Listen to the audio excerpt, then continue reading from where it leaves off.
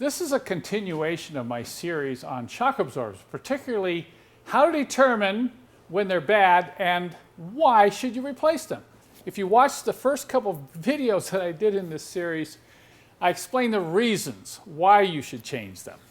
And one of them was to prevent adverse wear on other suspension components on your car. I've seen this so many times, and so is the case with this W123 chassis here that's on the lift. The owner knew probably 2 years ago that his shocks were bad. I told him he should replace his shocks, and he said, well, you know, they're too expensive. I don't want to replace my shocks. Okay, it's your call.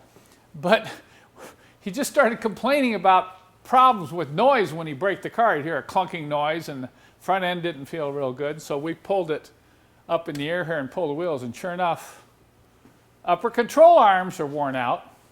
And I've noticed it, particularly on the 123 and 126 chassis, bad front shocks will usually cause worn out upper control arms, particularly this rubber here and the ball socket joint right on this end.